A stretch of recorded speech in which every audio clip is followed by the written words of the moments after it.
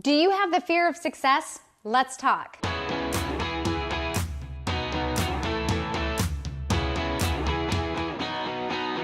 Hey friend, welcome to another Mind Right Monday. I'm your host, Bonnie Kelly, your emotional intelligence coach, speaker, author, and friend. Here today to talk with you about the fear of success. So if this is something you struggle with, stay tuned because today we're going to talk about 3 ways that you can begin to overcome that fear. But before we dive into that, let's talk for just a moment about why we have this fear in the first place. And for some people, it's a very subtle and it's a hidden fear. You might not actually know that you're afraid of success. The more obvious counterpart to it is the fear of failure. But believe it or not, there's usually a double-sided sword that comes with the fear of failure, which is the fear of success. And that fear emanates from usually this insecurity that we might not be able to handle the success, or we're not be able to be capable of it, that we don't deserve it, that we're not smart enough to have it, that we are too weak to be able to control it, whatever it is. But do you know why you fear success? Like, what is your reasons? If you haven't taken the time to do that, pause the video right now and start there, because that's going to give you enough information to help us as we begin to progress forward with how you can untangle this. Because the fear of success, how you fear it, is going to be really unique to you. And it takes your personal awareness and your willingness to dig beyond the excuses. That's right, dig beyond the excuses. I always say there's the outer layer excuse of what limits us and why, and then there's a deeper layer and a deeper layer. And when we can really get to the core of it, when we really can get to that place where we can say, aha, this is the reason why, this is what I struggle with, now we have the information we need to change. All right, let's dive into my first tip, which is define what success is to you. All right, so the big emphasis is the definition of success to you. Now, there's societal definitions, there's cultural definitions, there's family definitions.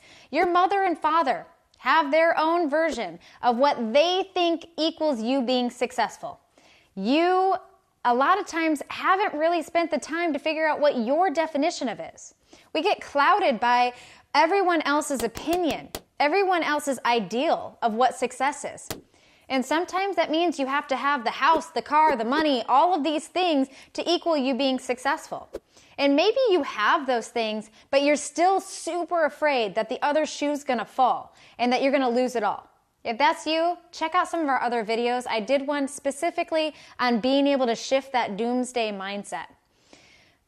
But this is a big, big thing that a lot of us struggle with, because if you fear success, you're probably not going to take the action necessary to keep you being successful. And you'll end up sabotaging or undermining your success in some way. So this is where we have to get out of our comfort zone. We have to be willing to start to move and shift beyond these limitations so we can begin to have success. And that starts with you defining what success means to you. Because maybe success to you means being an epic stay-at-home mom. Maybe success to you means that you are living an organic and healthy and nutritious lifestyle, where you are healthy in every aspect and you're active. Or maybe success to you means that you can go hiking every single weekend. But our subconscious has bought into the definition of other people's successes. And so we want to separate the ideal success of what everyone else defines and start to measure what success means to you. And when you can draw up that definition, it's going to be a lot easier to feel at peace with that as you're moving forward. All right, so this leads me into my next tip, which is determine how this fear is limiting your life. One of the biggest ways we can overcome the fear is to really map out how the fear is affecting you in the first place. Yep, fear is going to be impacting you in more layers and more ways than you probably are giving yourself credit for. And when we can sit down and really think, okay, how is this impacting this fear of success? How is it showing up? How does it map itself out? And how does it play in your life? You're going to notice that it might not just be exclusively in business. You might have a fear of success in your relationships. And so you're unwilling to be vulnerable or invest in that relationship to your fullest. And so maybe you always have one foot out the door, or your heart is always a little more closed down. And so you'll be a lot shorter or a lot quicker to be able to terminate that relationship. So you have to recognize that this fear is showing up in a lot of different areas when it comes to this fear of success. And we want to understand how it's rooted itself in your mind. And more so, why? What is the purpose of it? I always say that we don't do anything or feel anything or think anything without a purpose. And once we can identify that purpose, right? Maybe the purpose of the fear is for you not to validate this old programming that you're weak or that you're a failure or that you're not enough. You see, once we have that information, we understand the purpose of this is trying to protect you. Now we can begin to insert what we call our logic in saying, no, this isn't serving me. I know that we can separate these, that your failures do not equal you being a failure. And when we can begin to separate those things, separate identities and failures and mistakes from your identity, now we can begin to mold and shape this different relationship with success. So when we can begin to really map out how it's limiting you and how it's controlling you, now we're going to have the right ammunition to change it. And that's what's going to allow you to have the most successful life you can live. Now, there's an awesome Chinese proverb that said, fear is only as deep as the mind allows. Now, this is awesome when you really think about it. Fear only goes as deep as your mind will allow. If you haven't put up the gates and built a fortress in the mind to protect your truest self, your identity of how you think you are and your definition of success, well, fear is going to penetrate that. And fear is going to begin to sabotage you, and it's going to hold you back, and it's going to keep you stuck. Not anymore, my friends. We need to start building our fences. We need to start to put up these defenses of the mind so we can begin to say, I know how I can be the best version of me. And I know how deep I'm going to let this fear go. And we can begin to have relief from that moving forward. This leads me to my next tip, which is dream and affirm. All right, the last step into overcoming the fear of success is that we really need to get into a new vision. We need to dream and we need to begin to affirm who it is that we desire to be.